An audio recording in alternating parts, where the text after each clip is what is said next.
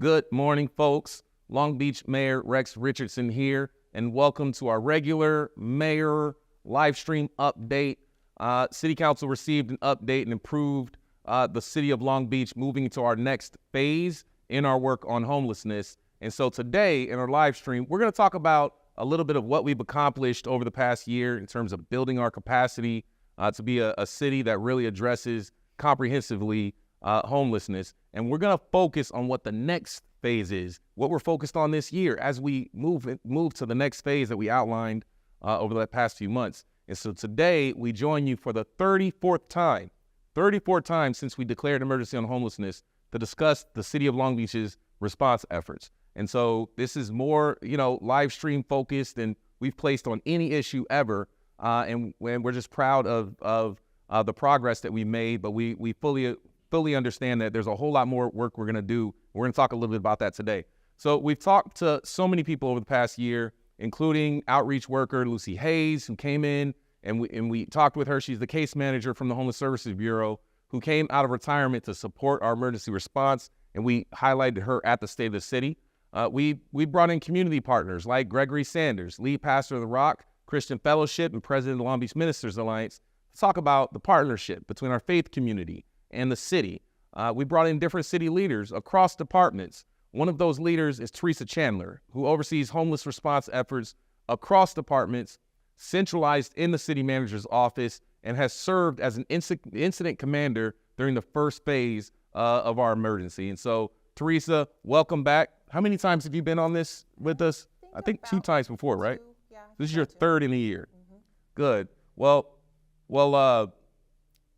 we talked about how successful we were going to be. So you want to just jump in and talk about our progress? I would love to talk about our progress. Sure. So we had 4 overarching goals. So first of all, I'm really happy to be here again. Yeah. Thank you Welcome. for having me. Absolutely. And so we had a lot of amazing staff come together. I'm so honored to work with the staff and just from all the different departments. It really was a huge undertaking. So I'm really excited to talk about what we got to do through this emergency proclamation. So of the 4 main goals that we set out in the beginning. At the beginning. Right? So we had 4 overarching goals. Right. Under those overarching goals, we separated those into immediate, short-term, medium-term, and long-term strategies. That's right. Right? So out of those strategies, 13 out of 14 immediate strategies and 13 out of 15 short-term strategies have totally been completed. And those were like immediate, like in the first 6 months and in the first year. Correct. Right. Correct. So all 9 medium-term projects are on track to be completed by the end of this year, which is in line with the stated completion target of 24 months. 24-month window. So we're getting, so we're clear. We're out of the first immediate, which is like the first 6 months, and then the year. And now we're going to the next phase that we outlined, Correct. 12 to 24 months. Yeah, so we're not done yet. Right. We're not done yet. Like folks are like, oh, what did you accomplish during the emergency? It's like, dude, we laid out a plan and we executed the first part. It's like assembling the team, right? You go out and draft a baseball team, but you don't say that you won the season once you assembled the team. The season has just begun. Yes, we've got so much more work to do, but we've laid a really solid foundation, which is amazing. So we set the priorities. So post-emergency will focus on the longer-term goals that are already underway. So as you said, we set up the team, we set a foundation, and now we're moving into the next phase. So there's a lot of goals that we set, which are great. And as we move into that next phase, which we'll talk about a little bit later, we're going to have a lot more work to do, get done. So in that first year, it's been busy. We've accomplished a lot in the first year in terms of just building up our capacity as a big city to respond to a greater extent.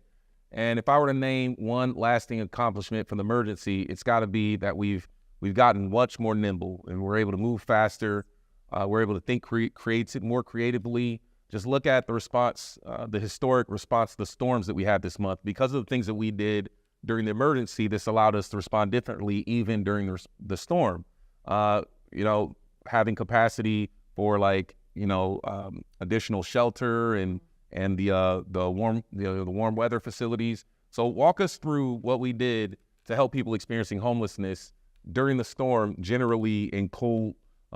times. So what did we do this year? Do that. So I think what you said is exactly right. We're able to make real-time interventions a lot faster. So first, I'm going to talk about the inclement weather shelter. So we've operated a seasonal winter shelter in partnership with the county for years. Right. But the emergency actually encouraged us to think outside of the box. And for the first time, we transformed the multi-service center from an office by day into a shelter on cold and rainy nights. Right. Okay. This is no easy task, and it was a huge lift for our team, as you can imagine. Many of our homeless service staffers are actually pulling double shifts in order to make this happen. But to your point about thinking creatively, during one of our emergency operations meetings, we found out that some of the folks who helped run our vaccine clinics were actually available to help with the inclement weather shelter. So we mobilized these team members, which further expanded our ability to operate, which was incredible. Right. Last summer, we also purchased a building at 702 Anaheim. Right. Very exciting. That is now being used. It's going to be a year-round shelter. But from the months of November to March, we actually are using that for our winter shelter. And in this space, through the winter, when we need more shelter capacity, we have the ability to flex that space and expand for even more capacity.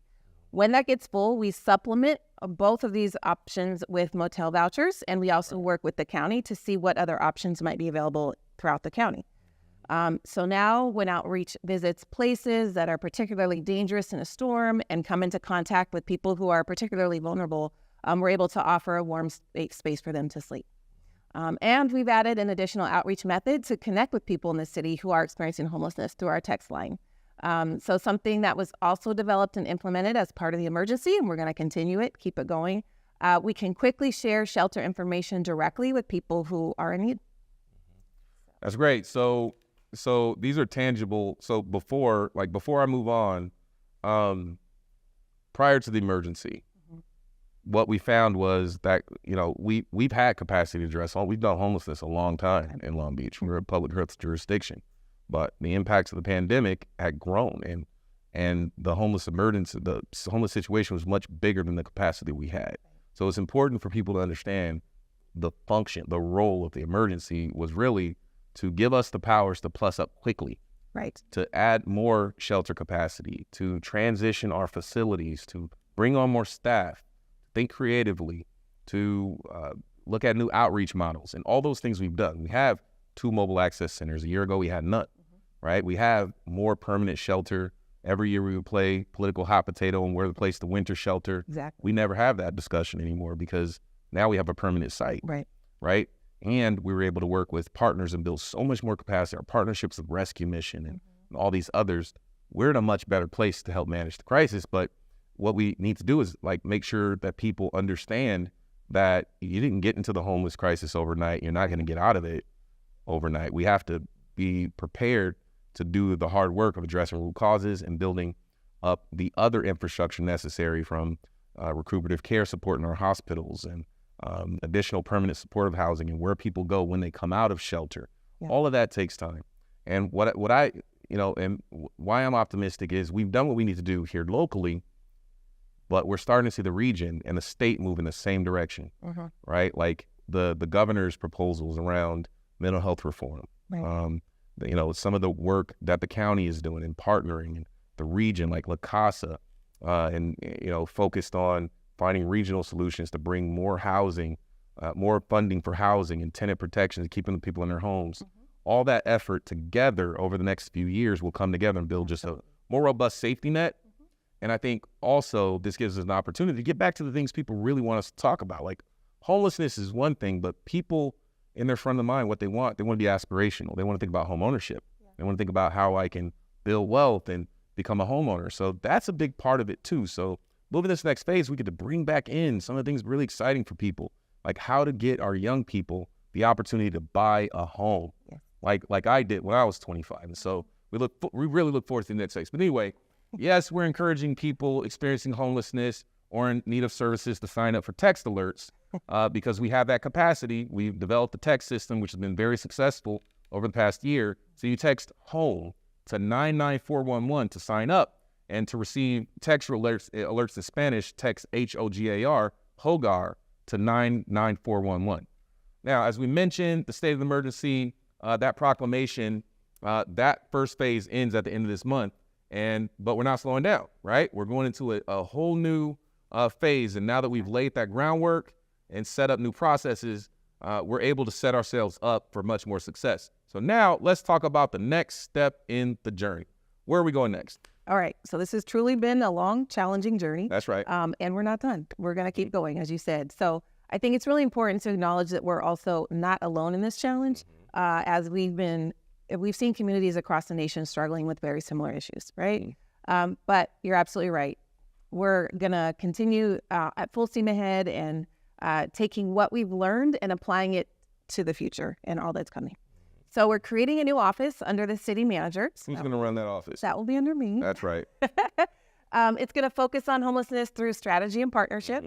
Very excited about it. One of the many lessons that we learned during our efforts is the importance of focusing on the big picture and looking at the entire landscape, right? So I want to make sure that people understand this new office will not replace the work that's happening in the health department. Right. It's not taking over the Homeless Services Bureau. This is going to be in partnership with what's been happening already. So really look at this as a collective impact approach to coordinate the work across multiple city departments and with our city partners, okay? So in many ways, this office will reflect the synergy that we found during the emergency, looking at issues through a citywide and equity lens, and empowering the departments to be innovative and bold in their approaches as we continue in the work. And I think that's important that we acknowledge that, you know, the health department's built a lot of capacity, and that's incredible. But we also have seen the value in having a bird's eye view about the whole organization, because every department contributed during the emergency. So having an office at the top of the organization, right in the city manager's office, ensures that it remains a top priority for the city moving forward, not just during the first phase of the emergency. We also know that some of our biggest accomplishments, a lot of it was contingent on partnerships with other agencies, partnerships between the mayor's office and the county supervisor's office, or the city manager's office and the county CEO. All of those discussions have to be coordinated, right? That's how we were able to move so fast and identify the resources for 702 West Anaheim. And so this will allow us to still have that high-level strategy and focus. And that's why I love sort of the branding, the focus on strategy and partnerships, because as the state is evaluating this, it's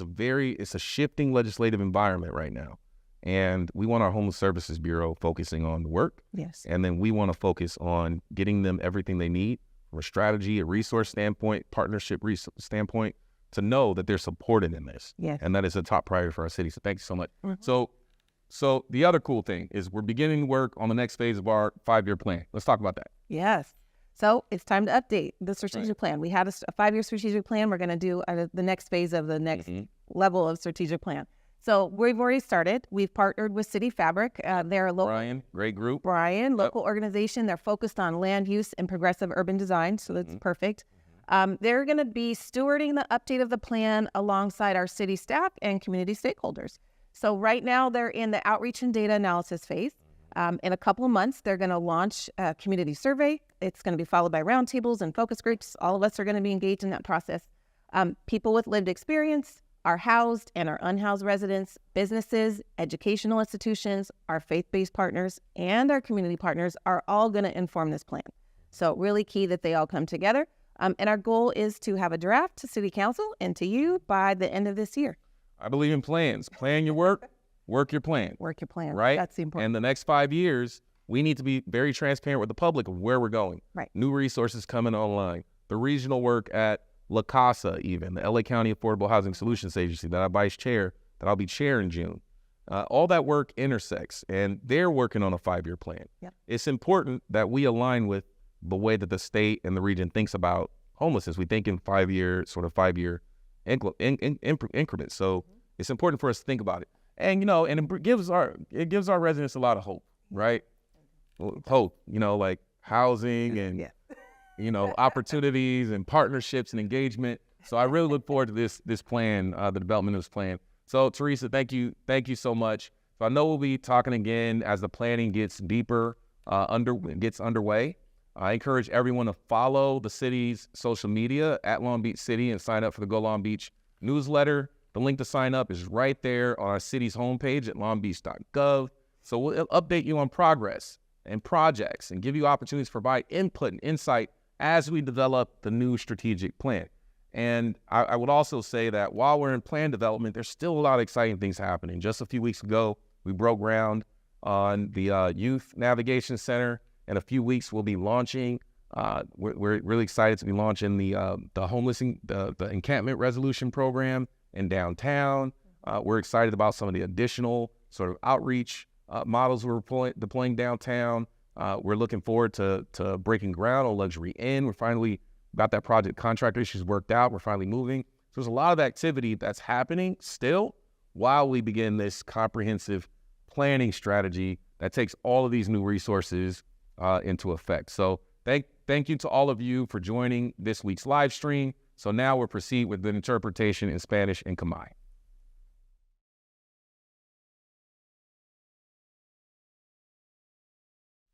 Buenos días, bienvenidos a nuestra transmisión en vivo sobre la actualización de las personas sin hogar con el alcalde Rex Richardson. El Consejo de la Ciudad recibió una actualización y aprobó pasar a la siguiente fase de emergencia para las personas sin hogar. Habló sobre lo que se logró durante el último año y de la transición a la siguiente fase sobre la situación de emergencia. Hoy nos reunimos con ustedes por 34ª vez para hablar sobre los esfuerzos de respuesta de la ciudad de Long Beach para apoyar a las personas sin hogar, dijo el alcalde. Hemos hablado con mucha gente durante este año, incluyendo la trabajadora social Lucy Hayes, gestora de casos de la Oficina de Servicios para Personas sin Hogar, que volvió de su jubilación para apoyar la respuesta de emergencia. Los socios de la comunidad, como Gregory Sanders, pastor principal de The Rock Christian Fellowship y presidente de la Alianza Ministros de Long Beach, y los líderes de la ciudad en todos los departamentos. Una de las líderes de departamentos, Teresa Chandler, que supervisa los esfuerzos de respuesta a la falta de vivienda en todos los departamentos de la oficina del administrador de la ciudad y que se desempeñó como comandante de incidentes durante la emergencia. Teresa se unió a nosotros hoy, dijo el alcalde, y dijo que al principio de la emergencia nos pusimos manos a la obra y establecimos objetivos para medir nuestro éxito. Buscábamos aumentar el acceso a los servicios, aumentar el alojamiento provisional y a largo plazo, para crear capacidad para abordar el problema de las personas sin hogar e implicar a la comunidad en la recopilación de datos, la planificación y la asistencia. De las 4 estrategias principales que se identificaron, casi todas se han completado y algunas siguen en marcha, dijo Chandler. Como recordatorio, los objetivos se decidieron en estrategias inmediatas, a corto plazo, a medio plazo y a largo plazo. En el marco de los objetivos se completaron 13 de las 14 estrategias inmediatas y 13 de las 15 estrategias a corto plazo. Los nuevos proyectos a medio plazo están en vías de completarse a finales de este año, lo que coincide con el objetivo de 24 meses, dijo Teresa Chandler. El alcalde mencionó que en solo un año se consiguió muchísimo y que si tuviera que nombrar un logro duradero de esta emergencia sería que nos hemos vuelto mucho más ágiles, que pensamos en forma más creativa y nos movemos mucho más rápido. Basta con echar un vistazo a la respuesta que se dio a las recientes lluvias torrenciales históricas que tuvimos este mes para ver el resultado. Algunas de las cosas que se pusieron en marcha durante la emergencia nos permitieron responder de forma diferente a lo que lo hubiésemos hecho antes de la emergencia. Ahora,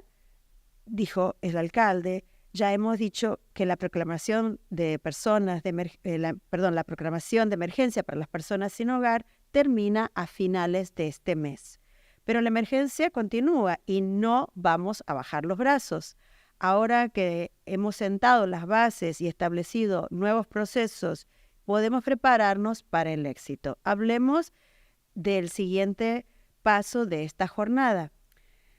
Teresa Chandler mencionó que estamos empezando a trabajar en la siguiente fase de desarrollo de nuestro plan estratégico integral de 5 años. Es hora de actualizar ese plan y forjar un camino para los próximos años. Que se han asociado con City Fabric en una organización local centrada en el uso del suelo y diseño urbano progresista. Ahora mismo ellos están en la fase de alcance, divulgación y análisis de datos. En un par de meses lanzarán una encuesta comunitaria seguidas de mesas redondas y grupos de discusión. Nuestro objetivo es presentar un borrador del plan al ayuntamiento a finales del año. El alcalde mencionó que anima a todos a seguir a la ciudad en las redes sociales, yendo a @Long Beach City y a suscribirse en el boletín informativo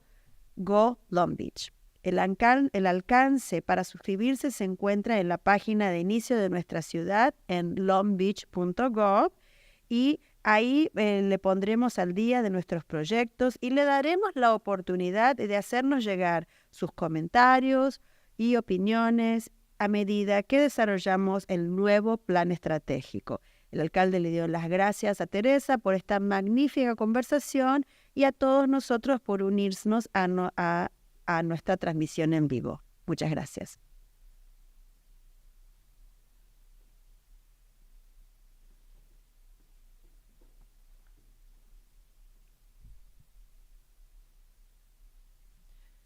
បាទសូមជម្រាបសួរបងប្អូនទាំងអស់គ្នាហើយយើងសូមស្វាគមន៍សាជាថ្មីមកកាន់កម្មវិធីប្រចាំសប្តាហ៍អំពីដំណោះស្រាយបញ្ហាអនាថានៅទីក្រុង Long Beach របស់យើ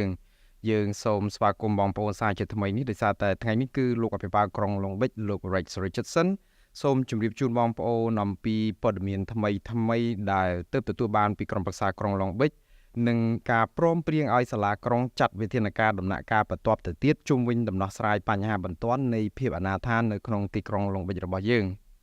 បាទយើងនឹងជជែកអំពីសមិទ្ធិដែលយើងបានសម្រេចនៅក្នុងរយៈពេល1ឆ្នាំកន្លងទៅនេះនិងអំពីការរំកិលខ្លួនទៅរកដំណាក់កាលថ្មីនៃការដោះស្រាយបញ្ហាបន្ទាន់នេះ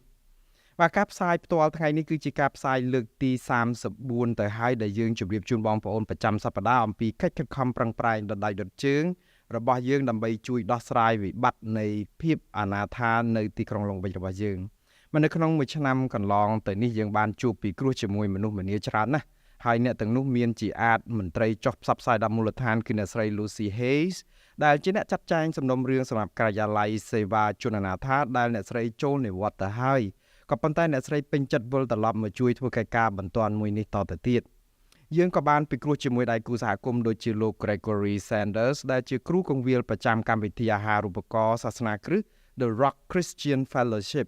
និងជាប្រធានក្រុមសម្ព័ន្ធមេដឹកនាំសាសនានៅក្នុងទីក្រុង Long Beach របស់យើងហើយយើងក៏បានជួបពិគ្រោះជាមួយមេដឹកនាំតាមបណ្ដានាយកដ្ឋានរបស់សាលាក្រុង Long Beach ផងដែរ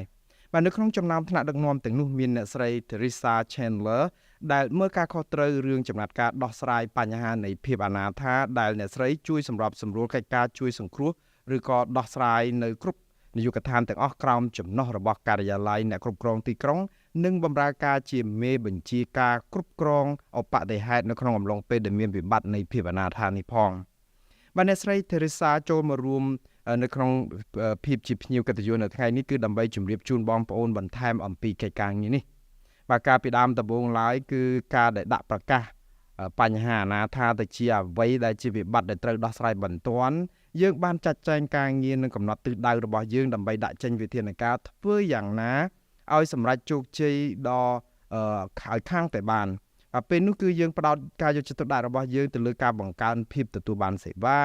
បង្កើនលទ្ធភាពទទួលបានលំនៅឋានបណ្ដោះអាសន្ននិងយូរអង្វែងកសាងសមត្ថភាពនិងដោះស្រាយបញ្ហាអនាថាហើយគៀកឲ្យមានការចូលរួមពីសហគមន៍របស់យើងផងនៅក្នុងការប្រមូលទិន្នន័យរៀបចំផែនការនិងចាត់ការ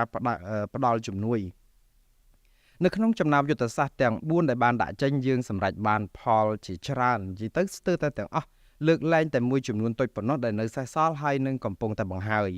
យើងខ្ញុំសូមជម្រាបរំលឹកថាទិសដៅរបស់យើងគឺផ្ដោតលើយុទ្ធសាស្ត្រដោះស្រាយយ៉ាងច្រើនដាច់ដោយឡែកពីគ្នាហើយច្រើនដំណាក់កាលរួមមានដំណាក់កាលដោះស្រាយបន្ទាន់រយៈពេលខ្លីរយៈពេលមធ្យមនិងរយៈពេលវែងបាទនៅក្នុងចំណោមទិសដៅដោះស្រាយបន្ទាន់ចំនួន14គឺយើងសម្រេចបានទិសដៅយុទ្ធសាស្ត្រចំនួន13នៅក្នុងចំណោមទិសដៅដោះស្រាយរយៈពេលខ្លីចំនួន15គឺយើងសម្រេចទិសដៅយុទ្ធសាស្ត្រចំនួន13ដែរបាទចំណែកឯគម្រោងរយៈពេលមធ្យមទាំង9គឺប្រព្រឹត្តទៅបានរលូននិងគ្រោងសម្រេចផលទាំងស្រុងនៅចុងឆ្នាំនេះ នេះក៏ជាការទៅធ្វើឲ្យស្របតាមគោលដៅដែលបញ្ចប់វានៅក្នុងរយៈពេល24ខែទៅតាមកំណត់របស់យើងដែរបាននៅត្រឹមតែរយៈពេល1ឆ្នាំតែប៉ុណ្ណោះគឺយើងបានសម្រេចលទ្ធផលជាផ្លែផ្កាយ៉ាងច្រើនសន្ធឹកដោយបងប្អូនបានជ្រាបហើយបើឲ្យយើងរកនឹកថាតើអ្វីទៅដែលជាសមិទ្ធិដែលនៅគង់វង្សយូរអង្វែងជាងគេសម្រាប់ដំណោះស្រាយគ្រាអាសន្ននោះគឺគ្មានអ្វីក្រៅពីភាពរហ័សរហួននឹងការដោះស្រាយបញ្ហាទាន់សភាពការនិងភាពច្នៃប្រឌិតនឹងការធ្វើការលឿនរបស់មន្ត្រីរបស់យើងនោះឡើយបាទសូមបងប្អូនសាកកលេចទៅមើលចំណាត់ការឆ្លើយតបទៅនឹងព្យុះភ្លៀងជាប្រវត្តិសាស្ត្រនៅទីក្រុងឡុងប៊ិចរបស់យើងដែលយើងអត់ដែលមានពីមុនមកសោះគឺកើតឡើងនៅក្នុងខែកុម្ភៈនេះនោះបងប្អូននឹងឃើញអំពីភាពជោគជ័យរបស់យើងហើយត្បិតអីអ្វីដែលយើងបានត្រៀមរៀបចំសម្រាប់ដោះស្រាយវិបត្តិនៃបញ្ហាអនាថានេះគឺធ្វើឲ្យយើងត្រៀមលក្ខណៈគ្រប់គ្រាន់ដើម្បីដោះស្រាយបញ្ហាអាសន្នផ្សេងៗទៀតបានល្អនិងជោគជ័យបាទឥឡូវយើងខ្ញុំសូមជម្រាបជូនបងប្អូនថាសេចក្តីប្រកាសដែលដាក់បញ្ហាអនាថាជាវិបត្តិដែលត្រូវតែយកចិត្តទុកដាក់ដោះស្រាយបន្ទាន់នោះគឺត្រូវផុតនៅចុងខែនេះហើយបើទោះបីជាយ៉ាងនេះក្តីកិច្ចការជួយដោះស្រាយបញ្ហាបន្ទាន់នៃភាពអនាថានេះនៅតែជាកិច្ចការដែលត្រូវតែធ្វើបន្តដោយមិនបទូដៃនោះទេឥឡូវនេះដោយសារតែយើងបានរៀបចំត្រួសត្រាយនិងដាក់ចេញផែនការសកម្មភាពការងាររួចរាល់អស់ទៅហើយនឹងបានកំណត់អំពីដំណើរការថ្មីដែលត្រូវនឹងធ្វើផងនោះគឺយើងអាចកំណត់គោលដៅជោគជ័យរបស់យើងឃើញទៅហើយដែរឥឡូវតោះយើងជជែកអំពីជំហានអ្វីដែលបន្តទៀតដែលយើងត្រូវធ្វើនៅក្នុងដំណើរការដោះស្រាយបញ្ហានៃភាពអនាថានេះឥឡូវនេះយើងកំពុងតែចាប់ផ្ដើមបំពេញកិច្ចការងារដើម្បីធ្វើយ៉ាងណាបង្កើតផែនការយុទ្ធសាស្ត្រគ្រប់ជ្រុងជ្រោយសម្រាប់រយៈពេល5ឆ្នាំតទៅមុខទៀតបាទរយៈពេលនេះក៏ជាពេលដែលត្រូវពិនិត្យមើលឡើងវិញដែរនៅផែនការនោះនឹងរៀបចំទិសដៅរួមរបស់យើងរយៈពេលច្រើនឆ្នាំតទៅមុខទៀតហើយយើងក៏បានចាប់ដៃគូជាមួយនឹងអង្គការមួយឈ្មោះថា City Fabric ដែលជាអង្គការសង្គមស៊ីវិលជាមូលដ្ឋានមួយដែលផ្ដោតទៅលើការប្រើប្រាស់ដីធ្លីនិងរចនាទីក្រុងបែបទាន់សម័យបាទនៅក្នុងពេលនេះដែរពួកគេកំពុងស្ថិតនៅក្នុងដំណាក់កាលចុះផ្សព្វផ្សាយដល់មូលដ្ឋាននិងវិភាគទិន្នន័យហើយក្នុងរយៈពេល 2-3 ខែទៅខាងមុខនេះពួកគាត់នឹងដាក់ឲ្យសហគមន៍បំពេញការស្ទង់មតិមួយដែលក្រោយៗមកទៀតនឹងមានរៀបចំក្រុមវិភាសាជាតុមូលនិងក្រុមគោលដៅផងបាទគោលដៅរបស់យើងគឺធ្វើយ៉ាងណារៀបចំផែនការព្រៀងមួយដើម្បីដាក់ជូនទៅក្រុមប្រឹក្សាក្រុងឲ្យពិនិត្យនៅដំណាច់ឆ្នាំនេះហើយយើងខ្ញុំសូមលើកទឹកចិត្តឲ្យបងប្អូនទាំងអស់គ្នាតាមដានប្រព័ន្ធផ្សព្វផ្សាយសង្គមរបស់សាលាក្រុងឡុងប៊ិចរបស់យើងគឺ @longbbeachcity ហើយក៏ចុះឈ្មោះទទួលបានប្រតិបត្តិព័ត៌មានរបស់ក្រុងឡុងប៊ិចរបស់យើងឈ្មោះថា Go Long Beach Newsletter ហើយបងប្អូនក៏អាចរកដំណើរភ្ជាប់ដើម្បីចុះឈ្មោះនោះគឺនៅលើគេហទំព័ររបស់សាលាក្រុងឡុងប៊ិចរបស់យើងផ្ទាល់តែម្ដងគឺ longbeach.gov យើងខ្ញុំនឹងបន្តជម្រាបជូនព័ត៌មានថ្មីនឹងចុងក្រោយអំពីគម្រោងរបស់យើងហើយក៏ផ្ដល់ជូនបងប្អូននៅក្នុងការឱកាសដែលក្នុងការបញ្ចេញមតិនិងផ្ដល់ជាអាវ៉ាត់ផ្សេងៗមកដល់យើងខ្ញុំដើម្បីយើងរៀបចំផែនការយុទ្ធសាស្ត្រថ្មីនេះហើយជាចុងក្រោយក៏យើងសូមថ្លែងអំណរគុណដល់ស្រី Teresa ដែលបានផ្ដល់ព័ត៌មានយ៉ាងពិស្ដារប្រចាំសប្តាហ៍និងក៏សូមថ្លែងអំណរគុណយ៉ាងជ្រាលជ្រៅដល់បងប្អូនទាំងអស់ដែលបានត្រង់ត្រាំស្ដាប់និងទស្សនាការផ្សាយបន្តផ្ទាល់ប្រចាំសប្តាហ៍របស់យើងបាទសូមអរគុណនិងសូមជម្រាបលា